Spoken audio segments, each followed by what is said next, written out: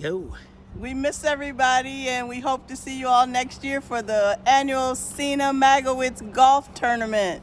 See you all next We year. love you We all. love you. Thanks, Roger. Bye-bye.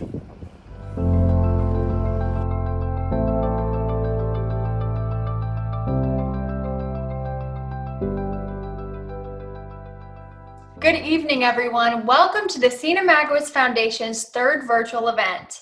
I'm Miranda Landsman, and I'll be your host for the evening. Now, let's start by saying what a truly amazing performance by Dr. Jesse Mcguire.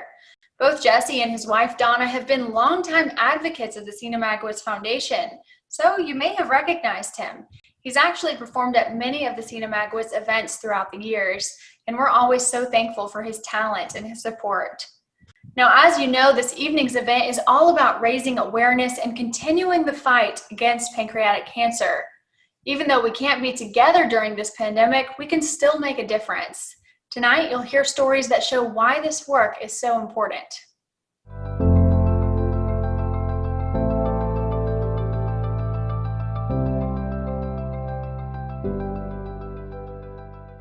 Now let's hear an incredible story about the bond of family and never giving up.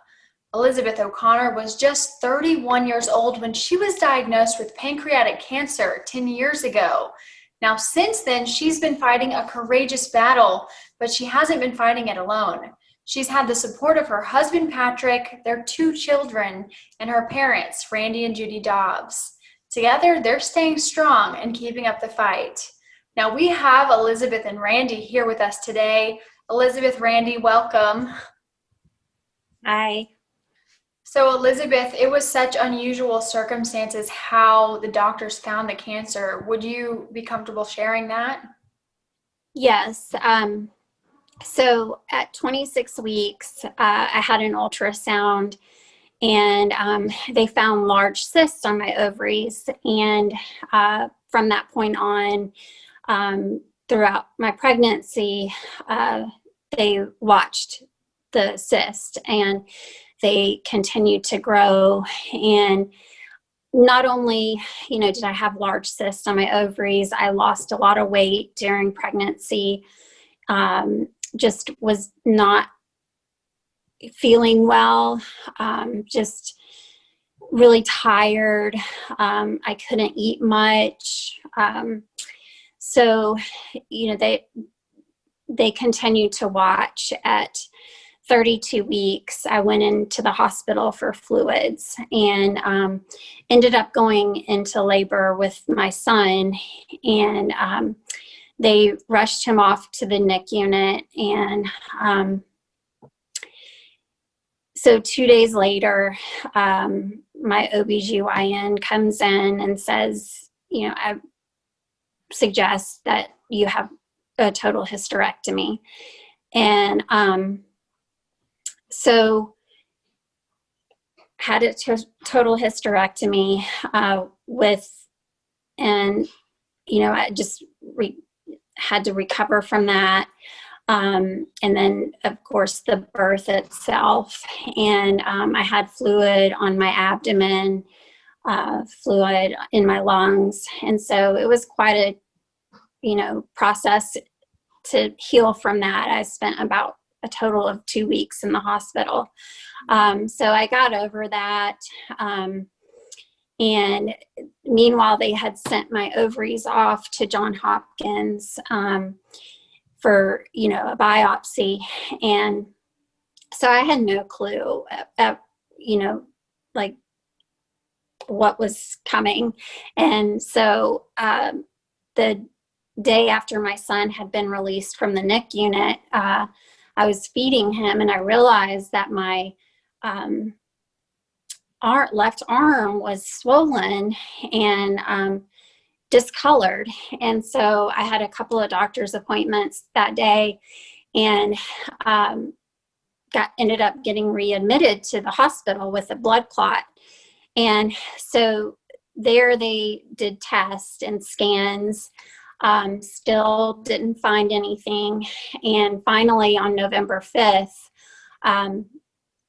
they said, your ovaries came back.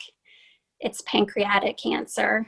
And so they took me in for a scan and, looked at my pancreas, and there was the tumor. And so it was stage 4 because it had metastasized to my ovaries and my left iliac bone. So it was not expecting, to hear that because, you always hear that, pancreatic cancer is, it's just a death sentence, basically. So I was happy that I had answers, but sad that I was facing this because I was only 31 at the time, and I just had, a 5-year-old at home and a newborn. So you mentioned Dr. Von Hoff and Honor Health Research Institute. What has Dr. Von Hoff been like for you during this treatment? Well, the first time I went out to Arizona with the suggestion of my local oncologist, Dr. Daniel Dabowski, he had actually heard Dr. Von Hoff speak here in Atlanta, and he knew that he specialized in pancreatic cancer. And so on, the advice of him, we were so excited to, finally get some answers, and from the get-go, he just, for example, the chemo that I was on, he said, let's take it up a notch. And, the chemo that I eventually got on was through clinic, or had been in clinical trials, and it was waiting for the FDA to approve it. And, so it was gemcitabine and Abraxane, and, my insurance wouldn't even approve it. That's how cutting edge the treatment has been. And, now that, that was almost 8 years ago that I saw him. And just since then, he just, Elizabeth, don't worry, if one treatment doesn't work, then we'll find something that does, and it's just so encouraging every time I come out there. And, because I know that he's going to have, if one thing isn't working, then, something else might. And that's really encouraging. Yeah, to have such a positive voice in your corner. And then in turn, you have had such a positive attitude about this whole experience. What would you say to someone newly diagnosed? Well, I just would say fight. And if a doctor does not give you hope and doesn't, write you off, then, that's a good doctor. And, if a doctor does that and, says, get your affairs in order, that just didn't, find a new doctor, really, because the first doctor, out there that came and saw me in the hospital pretty much gave me no hope. And with my local oncologist, the very first time I saw him, and, he just encouraged me and, told me to fight and just have a big support system. And, whether it be your doctor, whether it be your friends, family, that was a huge support for me. And my relationship with God. And, that's just what it has taken for me. And, it's just mentally, you can never prepare yourself for a stage 4 diagnosis, but, it's mind over matter, really. Well, your story is incredible, and you are definitely proof of that, of the power of finding that will to fight. So thank you so much for sharing with us. You're welcome. And Randy, I mean, listening to Elizabeth reshare this story, you were there from the very beginning when you found out this stage 4 diagnosis. You also chose not to accept it. And I would love to know where you found the strength, and who you called. What was your first move after hearing this? Yeah, well, I guess the first simple answer for that would be I only had one daughter. So, to believe that she wouldn't be there was just unacceptable to me. And I've always been a fighter. There's a lot of things I've had to overcome in my life, and nothing was more important to me than taking that fighting mentality and applying it, to Elizabeth's situation. I subsequently did a TED Talk about all of this, and what I said in the TED Talk was that the first doctor that walked in was trying to manage Elizabeth's dying, because that's all she knew. That's what she knew about pancreatic cancer. It wasn't a bad thing. It's just all she knew. And so what we wanted to be about was managing her living. And that's why she's here 10 years later. So, I didn't really know. I'd had a lot of experience as a businessman.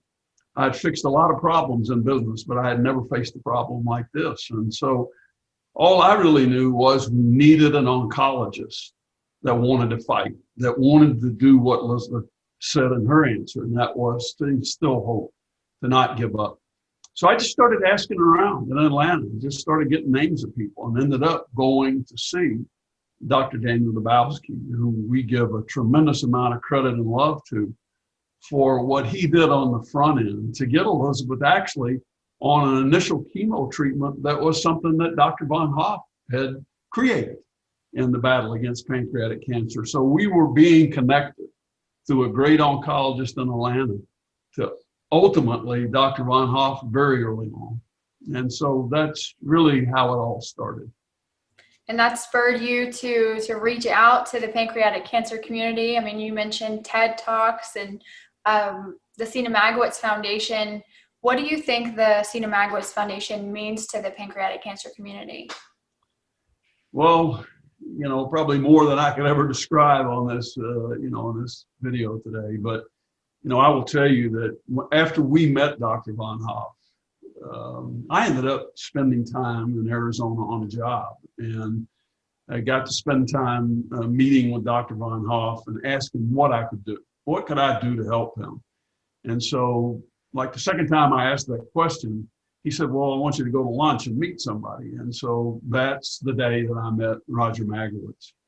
And when I found out what Roger was doing, and through the loss of his mom and his commitment to, trying to raise funds to support Dr. Von Hoff, not just his day-to-day activity, but more of his clinical activity to create the solutions that Elizabeth described. I mean, that's when I just said, hey, I'm all in. What can I do to help you?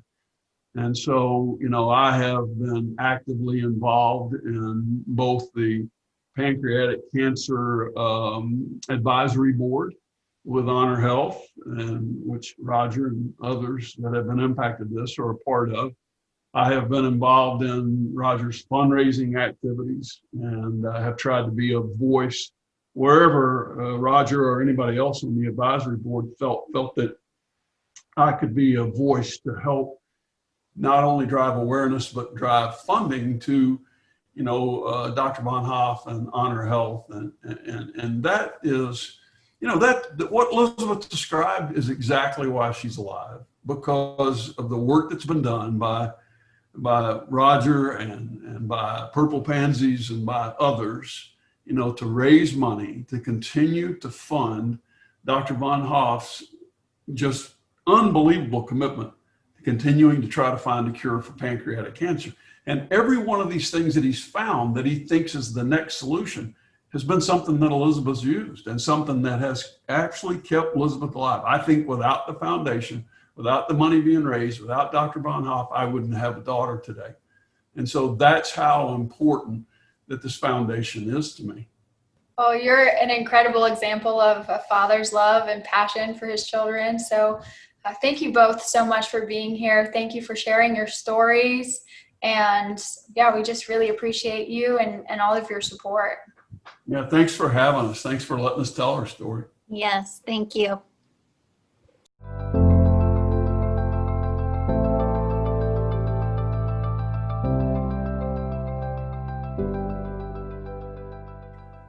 Now we would like to take a few moments to honor one of our legacy heroes in the battle against pancreatic cancer.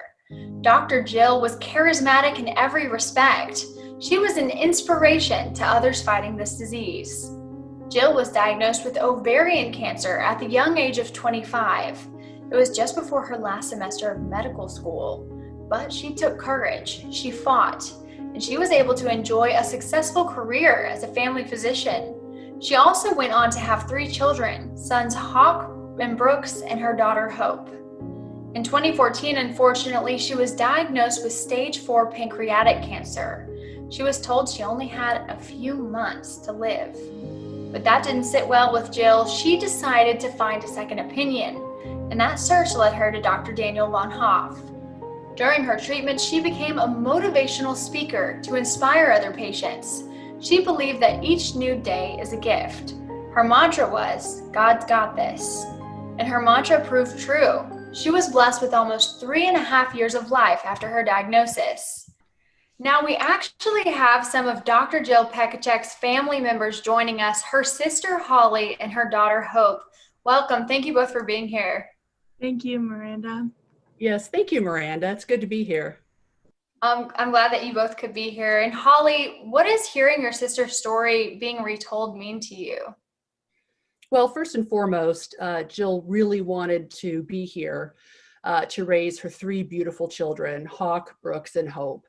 But when she knew she was passing away, she said what was important to her were 2 things. One was to be remembered, and the other was to help find a cure for pancreatic cancer. And for those of us who knew Jill, we have to laugh at the thought of her being forgotten because she had such an impact on everyone's lives. If you met Jill, you loved Jill, and you knew that she would be your friend and that she would believe in you and that you could trust in her and believe in her. So I love hearing her story again and having it shared with so many people just to support the idea that she will never be forgotten. Yes, and we know that her legacy is living on. And what do you think that she would say as a medical professional about the advances being made in pancreatic cancer treatments? She would be very excited about all the hard work that's going on to help find a cure. At the same time, she would feel it's not moving fast enough. And so she would be here doing everything she could to help raise more money and support people like Dr. Von Hoff and his team, because she truly believed that Dr. Von Hoff would find a cure for pancreatic cancer. So she would be here cheering him on and doing everything she could to help it move even faster. And we know a lot of people have faith in Dr. Von Hoff and his team. And I understand that you both were in Boston actually at the event together. Roger still says that people bring up Jill regularly to him and her story. How have you seen her legacy live on in other ways? Well, first, the Boston event was amazing. Jill was in her element. She was so happy getting to share her story with people, getting to hear other people's stories and their successes. And it really was just a magical time for both of us. But her legacy has definitely lived on in other ways. She certainly, first and foremost, through her children, Hawk, Brooks, and Hope. But she's had many people who have continued to raise money, hold walks and things of that nature to help raise money for pancreatic cancer to help find a cure. So many ways. That's so awesome. And we appreciate you guys and your support of the foundation. Thank you so much for being here. Now, Hope, I'm going to turn it over to you.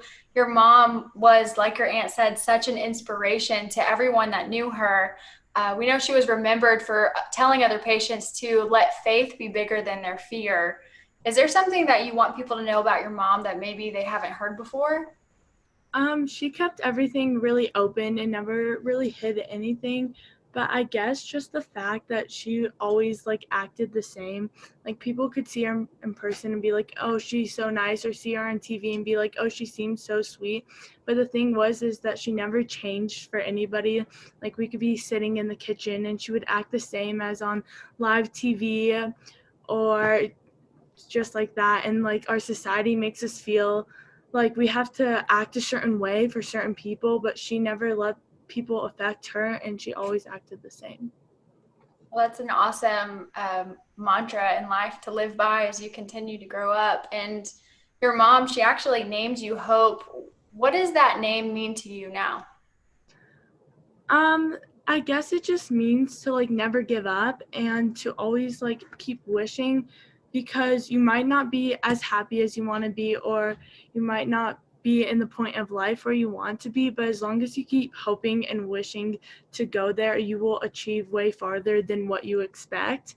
And I guess it just means to like never give up. That's awesome. And is there anything that you would want to share to other families, maybe teenagers that are going through a similar situation that your family went through? Yeah, I guess I would just say to like always remind them how much you love them, because as teens, sometimes it's awkward to sit down and have that one-on-one conversation to remind them how much you love them and how much you care for them. But it is so worth the awkward conversation, because if they pass away, all you're going to want to do is sit down and have that conversation with them.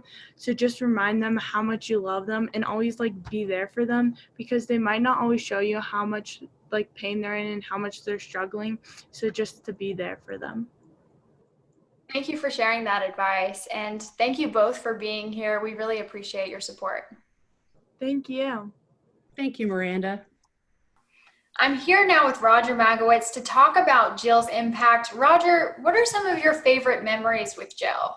My favorite memory of Dr. Jill was a hug and an embrace that she had with Dr. Von Hoff at our Boston event. You could just feel the love, you can feel the devotion, and you felt the unity between doctors and a love and devotion that would go on forever. That's beautiful. And I'm sure a lot of people were impacted by that. What kind of impact did Dr. Jill have on others fighting the disease? We still have many people call us about Dr. Jill and ask about Dr. Jill's story. She just had a magnetic personality. She was the kind of person you wanted to get to know. She was a warrior. She was a fighter. When Dr. Jill walked in the room, you just knew she was someone special and someone's memory that would always be there. That's beautiful. Thank you so much, Roger, for sharing. Thank you so much.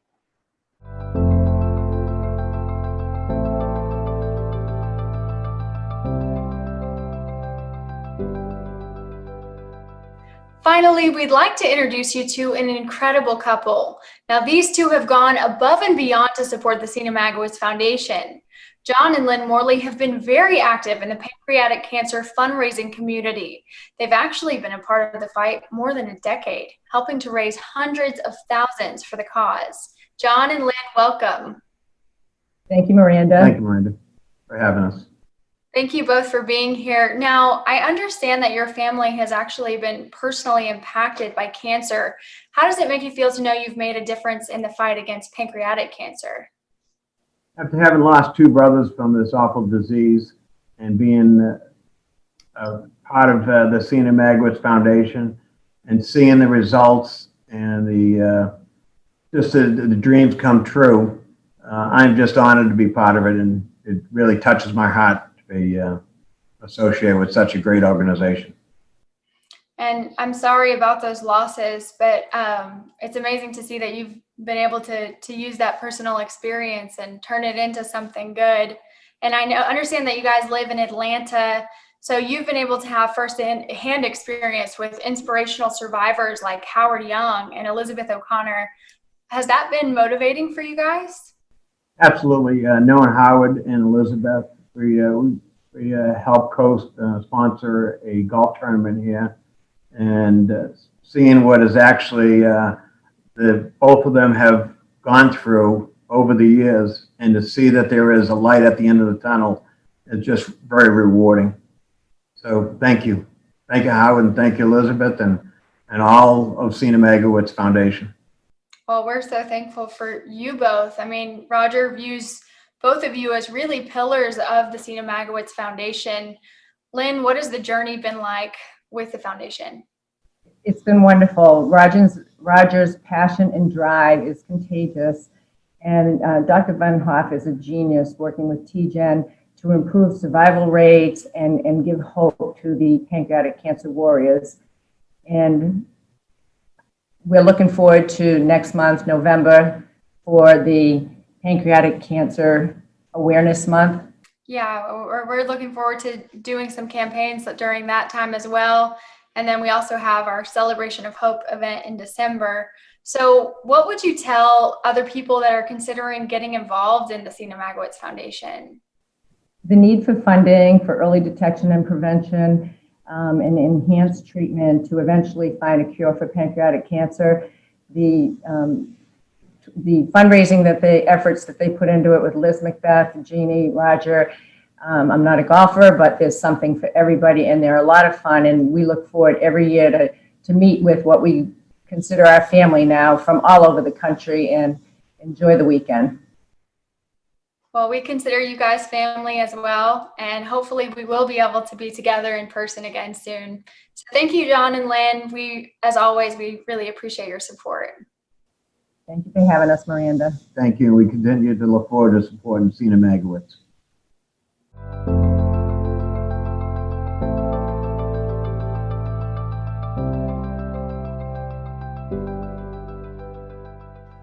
Like the Morleys have so clearly demonstrated, you can make a difference.